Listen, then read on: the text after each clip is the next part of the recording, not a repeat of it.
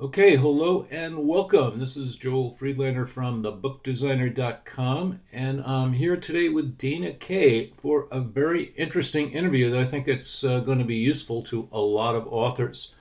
You may or may not know Dana. Mhm. She is a new author, but she's been helping other authors sell their books for a long time. She's the owner of Kaye Publicity, which is a PR company specializing in publishing and entertainment. Dana is a graduate of Columbia College in Chicago, and she's had a lot of experience as a writer and a book critic, and she really understands how the book industry works, how media works to help authors. Dana is known for innovative ideas, and we're going to find out if that's true, and knowledge of the current trends. She frequently speaks on topics about social media, branding, and publishing trends.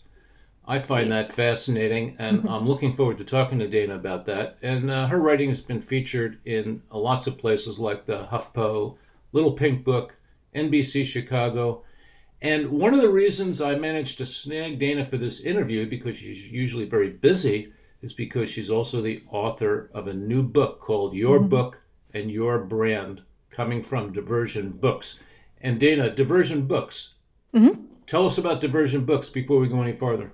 Sure. So they are an independent publisher. They publish a wide variety of nonfiction and fiction.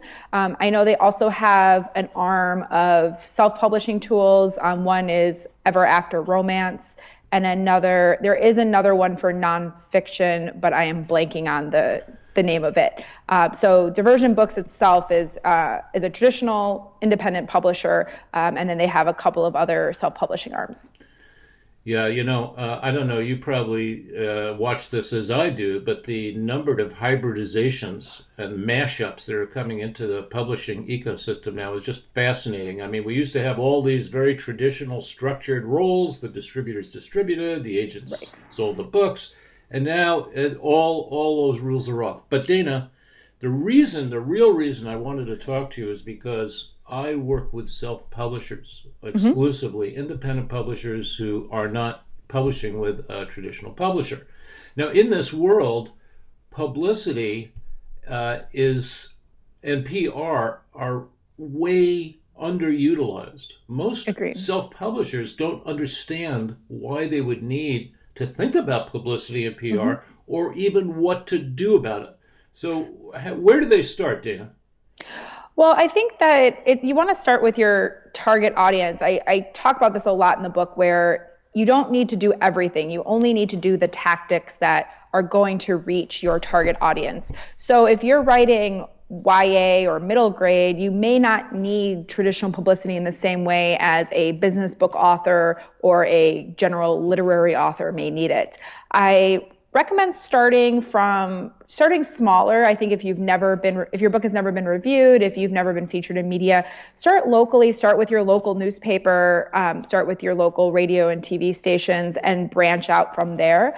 Also, take into account if you're writing in certain genres that there are always genre fiction publications. So there's mystery magazines, there's romance magazines, and really just focus on the outlets that cater to your type of book and reach your target audience. And from there, you can build out and try to attach the more reach media, let's say. So once you get a few media clips under your belt, then you can start striving for women's magazines like Good Housekeeping or Redbook and, national TV shows and things like that. All right, so that's really interesting, but let's drop back a pace or Okay. two. Why you have to actually explain to authors, Dana, first of all, what is the difference between publicity and PR, public relations, and why would a self-publishing author even need to spend 5 minutes thinking about this? So I view public relations as the bigger umbrella, and publicity, marketing, social media all fall under that bigger PR umbrella. So publicity is earned media coverage. It's something that it's not pay to play. You can't control it. It's a media outlet covering your book or you, either in the form of an interview, in the form of a review, etc. Marketing, on the other hand, is something that is paid placement, something you have full control over the messaging. And while there's crossover in terms of outlets, you can have earned publicity coverage in a newspaper and then also do some sort of online marketing tactic with that newspaper. There's a clear distinction between the two. So public relations is that overall umbrella, and underneath that umbrella lies publicity, marketing, social media, in-person events, and things of that nature. So what I hear you saying is that public relations and authors, are still, a lot of them are in this transition, Dana, where they wrote a book. And then they started to decide, well, what do I do now? And maybe they ended up in the indie publishing space where they're going to actually do it themselves in some way. So they have to, when we talk about public relations, this is something that we usually talk about in terms of companies. A company has a public relations staff or a strategy or a concept. And that is really, it's very attached to the branding of the company because it relates to everything, public relations, all the relations outside the company, right? And publicity, obviously, like you said, is getting coverage for you or your book or your idea or whatever in media sources. So astute observers of our interview will know that this is a little meta here because you are explaining this, but you're also here doing an interview with me, treating me as a media outlet, which a blog is. And so the reason I stopped there, Dana, was because sometimes people have a hard time understanding these concepts because they don't relate them to this, hey, I'm just somebody who sat here and wrote a book about vampire romance. Do I need public... so the point I'm trying to make is that when you become a publisher, you actually are now in business. You're in the book publishing business, and you have to start to relate to it that way. But even as an individual author, you still have to view your work as a brand. There's a reason that Nora Roberts and James Patterson sell really well with every book they write. It's because they are a known quantity. When people pick up a James Patterson novel, they know exactly the type of story they're going to get within those pages. It eliminates risk. And if you're spending, in their case, a $25 hardcover, if you're spending that money, readers don't want to take a risk. They want to know that their money and their time is going to be worth that investment. So for an unknown author, this is really difficult. There's a big leap that needs to be made. There's so many books getting published, and people have a limited funds, limited time to read. So by creating a very distinct, easy to convey author brand, what you're doing is you're eliminating risk for the reader. You're saying this is what you're going to get, and that will connect and give the reader a reason to pick your book up versus the millions of others that are available. Yeah, that's fascinating, that risk avoidance idea. And brands are really powerful. I just got back from a publishing conference where I did a long presentation on author platform, branding, and monetization. And I've done this before, but when I was looking it over and trying to catch up on my research, one of the thoughts that occurred to me was that a brand is actually stronger than fact. Yes. And it's amazing. And the first writer I thought, well, could I think of an example of that? And I thought about Lawrence Block, who may be before your time. Nope, absolutely not. But he was a really highly successful thriller writer, gritty urban thrillers. And he developed this fantastic brand. So he could bring a book out and just, people were sure that it was a good book because it was Lawrence Block and he was a huge selling author. But if you followed him over his career, and I hope Lawrence isn't going to get mad at me for this, but, as he went along, his books got worse and worse until at the end, it was almost like you could write the formula for them. If you had read the other ones, he was just turned into kind of a formula writer at the end there. I'm not saying that's good or bad. He was still selling a bazillion books. But, his brand was so strong that people would buy those books anyway. And I think that's kind of amazing in a way. Well, and they may be more forgiving too. I think that there's plenty of, especially series writers who, if you write a book a year for 20 years, not everyone is going to be a knockout, amazing book. You're going to have some misses. But I think if you have an established brand and an established readership, readers are much more forgiving. They say, oh, that wasn't my favorite one, but I'll still give the next one another chance. And Yeah. I think that it is important too to maintain the quality of your brand. I think that it's, I make the example of Lexus. We associate Lexus with luxury. We associate with high-end luxury vehicles. If they start, eliminating their quality fabrics in their cars, if they start breaking down right away, if they eliminate the things that made them that brand, then they're going to lose that recognition. So it's not only important to establish a clear brand for you as an author, but also to maintain that brand. If you start writing, I can't stress this enough, writing a quality book is the most important thing any author could do. Because again, you could have the biggest marketing campaign and all the budget and everything, but and you may have millions of readers who buy book one, but if it's not a good book, they're not going to come back for book two. It's amazing. And the value of the brand. So you want to establish your brand, and then you want to maintain your brand. And whenever I think about maintaining your brand, the word that pops into my mind is congruence. Like when you start to get incongruent input into your brand, like if you're branded, like I'm branded as kind of a likable, helpful, I'm authoritative, trustworthy, and likable. Those are the three legs on the blogger's stool anyway, if you want to create an authority blog.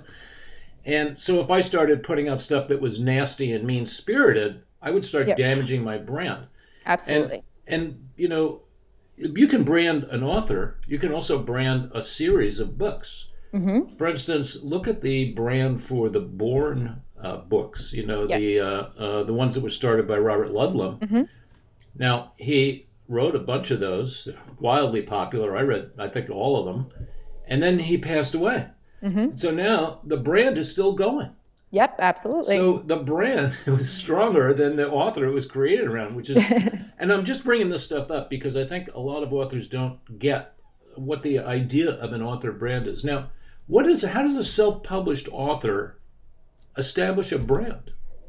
There's a few ways. I think the first step is to identify what that brand is. And I go through a series of questions and worksheets and things in the book, but the basic formula is you plus your book equals your author brand. It's where all the elements that make you, all the elements of the book, and where that Venn diagram overlaps, that is where your author brand lies. And once you have a clear understanding of what your author brand is, it's going to inform everything that you do, from the content you post on social media, to the speaking engagements that you do, to the types of media outlets you'll be pitching, marketing initiatives you'll be doing. Everything should be informed by that author brand. So establishing the brand takes a lot of time, and it takes a lot of practice, and it takes there's a lot of elements that go into that. But as long as you have a very clear understanding of what your brand is and making sure that everything is informed by that brand, it's actually fairly easy to be consistent. I find that also most authors have a pretty good gut check on them. I think that there's been plenty of times during the day when I'll start writing something on Twitter and just take a pause and delete it. And that didn't sit well with me. I will also say that if you're not deleting at least one of your tweets a day, you're probably not censoring yourself enough.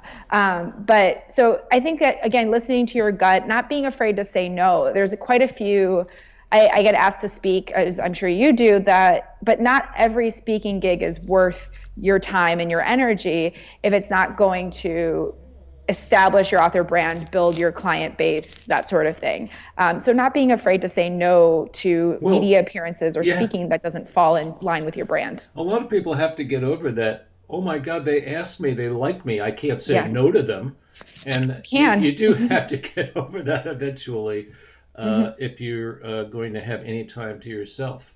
All right, so high concept, I kind of get that. And I did see the worksheet in the book. And I have to say, I think the book is really useful for all authors, your book, your brand. Good. And I particularly like giving people practical ways to figure this out for themselves, because that's very empowering. So on a high concept, I get that. But tell me on, you mentioned Twitter. Can I establish a brand on Twitter? Is it a website? I mean, what is it? How do you do it? I mean, in actual, what would you do if I wanted to do it today on my computer? Well, it's all facets. It's all facets of your public persona. So that includes online and in person. So let's say, again, this all depends on what your brand is. So if you are a YA author, my first thing would be to address the social media outlets that are going to reach your target audience. We're talking Tumblr, Instagram, probably Snapchat. Then looking at a content strategy that's going to attract that target audience. We're also going to be looking into doing school visits and appearances at teen book groups, libraries, that sort of thing. We're going to be contacting teen magazines, but also magazines and TV shows that are consumed by the parents of teens. So there's like a two-prong approach. So we really start with your audience and work backwards from there. I think that the first step is to have a content strategy, to know what your message is going to be and what you're going to say. And then making sure your online house is in order, that you have the correct social media platforms, that you have a website that it's not just an author website, but one that jives with your brand. I teach a workshop where I show screenshots from 2 or 3 authors' websites, and it doesn't say what kind of fiction they write, but I ask the audience to guess, and you can tell based on the imagery, based on the color palette, what kind of author the person is. So we talk about getting your online house in order, making sure that all of your online platforms are on brand and have the correct messaging, and working out from there. Interesting. So part of your brand is really visual content. Absolutely. And in the case of authors, or their books particularly, that's going to, a lot of it may be coming directly from the cover design of your book. Absolutely. I mean, that's really what encapsulates the brand of that book more than anything else. Sure. Well, and as any author knows, that the cover design is so crucial to the success of a book. The cover is the first thing you see before you read the description, right? So it needs to convey a message that encourages not just someone to pick it up, but the right kind of reader to pick it up. Yeah, and a lot of the conventions about color usage and things like that you were talking about comes directly from the books themselves. Because if we see a shelf of books and they're all in like red and black and big stark letters, before you can even get to the shelf that there's probably going to be thrillers over there, spy novels, espionage, apocalyptic, whatever. And so it makes sense for the author to try to bring that element of their branding into their web presence and their header images or their avatar, whatever it is they're doing. So what else? I mean, also, it seems to me like I'm a blogger, and a lot of nonfiction authors are bloggers, not as many fiction authors, and that makes sense. But the blogger also establishes a brand through your voice and your tone and how you deal with your people who ask questions or stuff like that. Yeah. Absolutely. I think that that goes back to your public persona, and it goes back to how you engage with other people. I think that I've seen talks by so many different people. I've consumed online courses, and there's certain teachers that I know their style. I know that some people are way more blunt and my way or the highway. Some are more engaging and holistic, and everyone kind of has their different approach. I will say that the advantage to blogging, though, is that readers get a taste of your voice before they buy the book. They're going to get a sense of, will I like this person? I do think with Twitter and Facebook and any sort of social media content, you want to be giving readers a preview to what type of voice, what type of storytelling they're going to hear. It goes back to like little things like cursing. If you're writing gritty, hard-boiled pulp novels and you want to curse on your social media, then be my guest. But if you're writing sweet romance or cozy mysteries, like it's not, those two don't mix. You want to think about... That's the incongruence I was talking about. Absolutely. You want to think about your target audience. And again, if your audience likes what you're saying on Facebook and Twitter, are they going to also like your books? And if there is a disconnect there, then why are you on social media? There's no point. And I hear a lot of authors say like, well, this isn't really me. I'm like, well, then you can set up a personal Facebook account and keep it private and no one will know it's there. But if you're on social media to market yourself as an author, then you need to speak to your target audience. You don't have to be, it's not saying to be inauthentic, but you should be the parts of yourself that fit in with that audience. So, in other words, we are actually selecting elements of our Yep. own true nature that are authentic to Absolutely. us, and Absolutely. we're creating from those a persona that may be just a subset of who we are, but it's Absolutely. totally authentic. Yes. So, there are times maybe I want to kick my dog, but I'm not going to do that or the equivalent on my No. blog because that would be incongruous with my brand. Correct. So that's very interesting, and I The like fact that you that. have your dog, the fact that you have a dog and that you work alongside your dog can be a part of your brand. And I think that, again, if you're having pets in general is an endearing quality, it says something about a person. So I think that in most cases, if you have a pet, it can be a part of your brand. But I think that, again, just identifying selecting what you include. I mean, I do triathlons. I'm a triathlete, and I do post content about that on my social media platforms. And seemingly that may have nothing to do with PR or books or publishing, but it's a part of me. It also speaks to my work ethic. It speaks to kind of my mindset and competitiveness, I think. And so I do think that that amplifies my online persona. There's also other things that I do that don't really amplify my online persona or amplify who I am as a publicist. So I don't really post those. So it doesn't have to be like, okay, I'm a former lawyer who writes legal thrillers. It can be something a little bit more intangible or vague. But again, by sharing something on social, what is it saying about you? I think that's what people have to start asking themselves when they're developing their content strategy. Yeah, it's fun actually, I mean, we shouldn't really give the impression this is all like horrible or hard work or you're on the chain gang. I mean, my wrinkle is I love to cook and bake. Mm-hmm. And that has nothing to do with designing or promoting books, but just like you said, it adds an element, and that element is not incongruous really, because to be a good baker, you have to be kind of careful, you have to be accurate, you have to Mm-hmm. have good timing. And, those things are not so different than what I'm doing when I design or publish a book. That is exactly true. And your aesthetic, like, so if you're taking these beautiful photos of what you're baking, what you're cooking, it speaks to your design aesthetic as well. In fact, the Facebook post I've done this year that got the most engagement was a batch of chocolate almond cookies I posted, and then all these people came and said, "Where's the recipe?"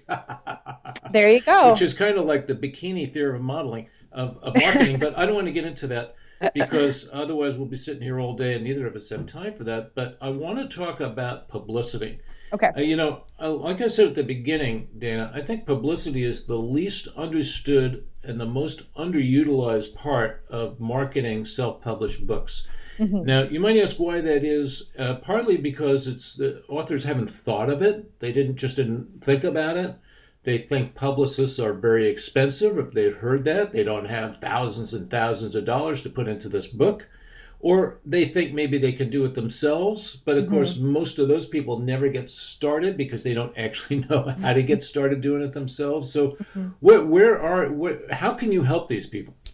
So the biggest reason that I wrote the book is because I wanted to empower other authors to get all the tools that they could possibly use to market their books and decide which ones made sense for them. So not every author is going to use every tactic that I outlined. But again, not everyone has a budget to hire a publicist. We don't have the bandwidth to take every author that comes through our door. But the more authors are knowledgeable about the promotion process, the more exposure we get for books, the more people who read books, and it helps everybody involved. And so I think what authors have to keep in mind is that media coverage is important, but you're right, it's underutilized in the self-publishing community. There's a few reasons. One is there's a lot of media outlets that still don't take self-published books for a host of reasons. But I also think that because most self-published authors aren't doing offset print runs and aren't doing huge distribution channels, their books aren't in every store. So historically with publicity, well, and this is true regardless, people have to see something 7 to 10 times before they remember it, not to mention making the leap to buy it. So a review in the newspaper, an interview on the radio, some social media content, a billboard on the highway, all of these are adding impressions. And the last impression on the stop to purchase usually was that bookstore stop, was that they heard someone on NPR, they can't really remember the book, but then they read something about an author in a paper, they kind of remember it, and then they go into the bookstore, that book is on the front table, it triggers their memory, they get the feeling like they've heard it everywhere, and they pick it up. So historically, traditional media hasn't been as effective for self-published authors. But with the decline of brick and mortar stores and more people purchasing online, and also that direct to buy aspect that, I don't have to remember a book title from the radio show while I was driving my car and then remember it when I get home and look on Amazon. There's more of I can read something in the paper, click the person's website, click the retailer link, and buy it in one fell swoop. So I think that while there's certain elements of traditional publicity that can work really well, I think that if you're doing local events, I think TV and radio and local papers are really great for driving traffic to an event.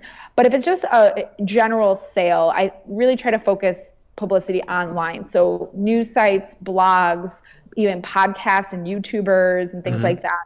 I think that's really where self-publishers should focus their energy, because there's that direct to buy, that easy retail chain, if you will. So I think that's where you should focus your energy. That being said, if you're doing a local launch event or if you're doing some library events in different cities, radio and TV and newspapers are great for driving traffic to the event. I was doing some radio interviews over the weekend. It immediately got a dozen or so more RSVPs to the launch event on Thursday. So it does make a difference. So they may not remember your book title. They may not remember the author name, but they'll say, oh, there's a launch event at this place on this time. They will remember that.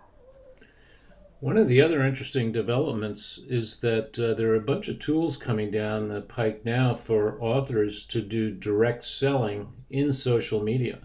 So obviously, every time we shorten the chain that you have to do, like you look it up, then you click here, then you have to click over there. If we can shorten that chain, then that's very powerful and will bring a lot more actual buyers into your universe.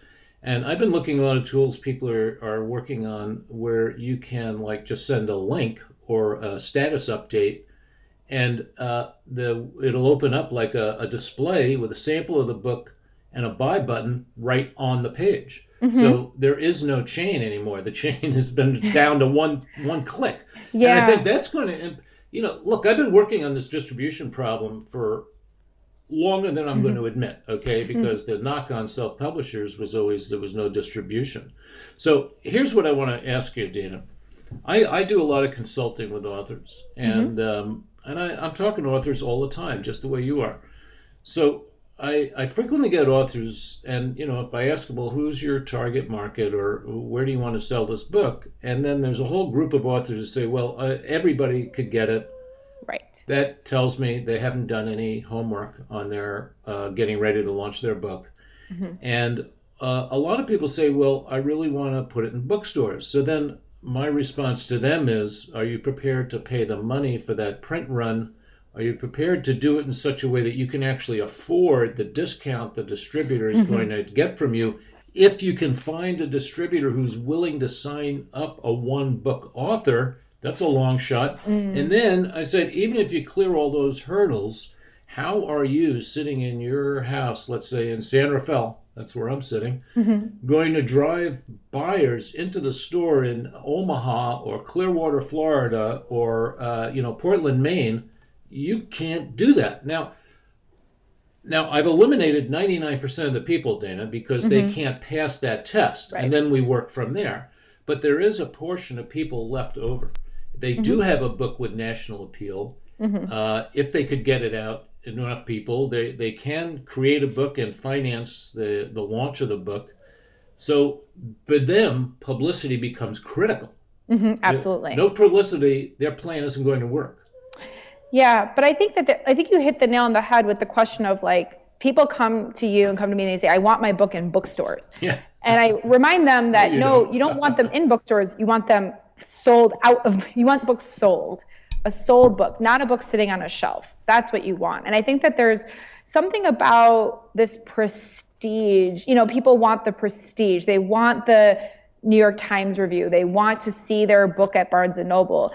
And to me, I really don't care. Like, if a blogger is able to move more, if a blogger reaches more readers than the New York Times, I'd much rather have that coverage. I'd much rather have that coverage than the New York Times review.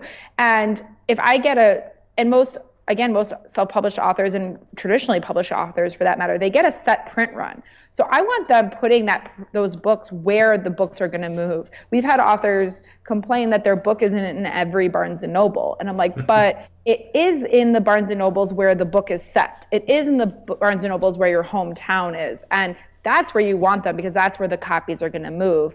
You don't want them sitting one copy in every Barnes & Noble around the country. So I think that needs to be the emphasis. People need to focus on reaching readers and selling books to readers, not where their book is, not where their book is shelved. Yes, and we frequently have to remind authors that we don't create either books or marketing plans to please the author. The author is irrelevant. We create books and marketing plans to reach the readers of the book. Right. And, sometimes the authors are part of that audience and sometimes they aren't. Well, and I think that sometimes, look, if an author tells me it's my dream to get onto this show or get into this blog and it's not that labor intensive, then maybe it will give it a shot. But it can't be, the authors cannot drive the campaign. It needs to be the experts who drive the campaign. Absolutely. So, and you, in the book, do you feel like you put enough tools into people's hands so that they could actually take this on themselves, like start? And I think the advice to start local is by far the best, particularly if you've never done this before. Mm-hmm. You're going to have to talk to people you've probably never talked to, bookers, show bookers, all kinds of people at the other end, the media people. They generally have very little time, and also most of them have very little patience because they have very little time. And so you have to be able to deliver your pitch really well. I noticed you have a whole section in the book on pitching. I do. And I think that's really important. Why don't you just talk a minute about pitching? Well, the thing to remember, too, is that the media relations aspect, it's a symbiotic relationship. Radio show hosts, they need to fill their time slot. They have, a lot of them are on the air for 4 hours. Like, they need guests. So you're also helping them as much as they're helping you. I think that we usually go with an email pitch first. We keep it succinct. You want something that's a short, descriptive subject line. If you are doing an event, there should be a date in that subject line. And then in the body of the email, who you are and why you're writing right up front. I get a lot of emails where it's like some storytelling and lots of fluff to leave into it. Just tell me. And we usually, most of our pitches include, I'm with Kaye Publicity. I'm writing on behalf of this author. She's coming to Cleveland on this date, and we'd love a feature on this show. And then go into a little bit of the book description, go into your author bio, go into talking points. Again, also think about who is on the other end of that email. There's a person. You're not pitching into the void. And so think about what's important to them. If I'm a radio show host, I want to know what are the points that you're going to hit? What are the talking points? But if I'm writing a review of the book, then I would probably want more of the plot points, the pub date, the format, that sort of thing. So think about what you're asking for and what kind of information you can share that's going to be appealing to that media outlet. If it's, again, a local event, then hype up the local event. If the book is set in that local demographic, hype that up. If you're promoting pitching a women's magazine, then play up the target audience, play up the features that would appeal to their readers. You want to take the guesswork out of it and do the work for them, essentially. Doing the work for them, you're going to be much more successful every time. And I mean, I'm on both sides of this equation myself because I publish books, I produce products, I've been in product development the last few years. So I'm promoting things, but also I run a media site, so I get pitched constantly by people with books, with apps. Yeah, well, knowing who the person is you're pitching is, to me, the number one requirement of any kind of publicity effort. And because if you don't know who that person is, you're probably not going to get the result you're hoping for. But here's my last question, because I don't want to keep you too long, and I don't want to put you on the spot here, Dana, but this is the question I'm going to get asked. Okay. And that is, okay, I'm a self-published author. I really do have a book I think that could do some damage. I could get some traction. I'm willing to spend the money. I'm willing to do that print run and get the distributor. How much is it going to cost me to bring somebody onto my team, maybe for the period around the book launch, month, 2 months, whatever it is, 3 months? What realistically, if I'm a well-capitalized self-publisher, what is it going to cost me? So to hire publicists, all costs, they charge such different amounts. I have met publicists that say they charge $25 an hour, which is insane. And I've also met a publicist who charges no less than 10 grand a month. So there's a really big variety. There's also a variety of different types of PR people. I mean, we are a full service public relations firm. So we handle publicity, marketing, social media, event booking, everything. But there's other PR companies that just specialize in email marketing or specialize in only traditional publicity or only online publicity. I would say that if you're a self-publisher, you may want to go with someone either a full service, but if a full service is too expensive, thinking about investing some money in more of a marketing campaign or more of a online publicity strategy as opposed to the traditional, going the traditional route. Because again, the less they're doing for you, the cheaper it's going to be usually. So if you want to use your budget wisely, think about what you need the most. Additionally, it's like my accountant. I could probably do my taxes. I could probably figure that out, but he does it so much better and so much faster, and I have the budget to hire him, and so I do. So think about the things that you can hand off. Think about the things that are easy for you to do. Think about the things that are harder for you to do and that will take a lot of time. And think about what your budget is and if you can hand those things off. If there are things that come really naturally to you, like, so for example, we handle social media for a number of authors. We create the content, we post for them, we write their newsletters. We are basically them online because they would not do it otherwise. The rest of our authors, we simply coach them on how best to do their own social media. I'm sure there's tons of authors that are like, oh, great, let me hand this off to somebody else. But again, if you don't have but if you can do it, then you want to use your budget for the things you cannot do. So it's a wide range. I would say for any reputable publicist, you're probably going to be spending anywhere from $3,000 to $7,000 for a book campaign, but it varies greatly. And also price and quality don't always go hand in hand. I will say that I've met those publicists who are undercharging, and I've hit them on the head and saying you're undercharging, that do really well, that do really good work. And I've met other publicists who are charging insane amounts of money for absolutely nothing. So I do have a section in the book about interviewing outside marketers and the questions you should ask and how to find the right ones for you, because I think that there's a lot of great publicists out there and there's a lot of great marketers out there, but there's also a lot of bad ones. Well, yeah, that means that, guidance is even more important, because if we could walk into a store, and this used to be true in Australia, and you could tell exactly how good the wine was going to be by how much it cost. It was a really direct, almost one-to-one relationship. If you bought a $20 bottle of wine, it was going to be like twice as good as a $10 bottle of wine. Right. Now, that's a rarity. In most of the free market, you need at least some kind of guidance or referral. One of the things I liked about the book also was that that section about questions you should ask or warning signs you should look out for. I think that's really, really valuable. So, look, Dana, I don't want to keep you any longer. We've gone over my time. The name of the book is Your Book, Your Brand. It's brand new.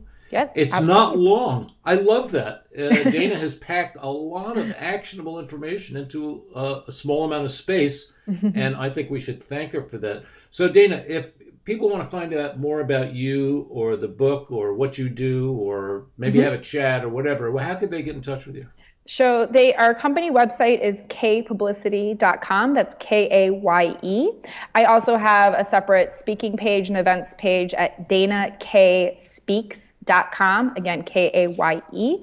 And we also have a newsletter where I send out publicity tips, publishing trends, things like that. And you can sign up either at either of those websites, but also by going to bit.do/kpublicity. bit.do/kpublicity. We will put those links along with the video when we post it. Thank you. Dana, I want to thank you for taking time out of your publicizing other people's stuff, and you're publicizing your own book at the same time. So that must be keeping you busy, and I really appreciate it. Thank you for having me. Again, I'm Joel Friedlander from thebookdesigner.com, and I'll see you next time.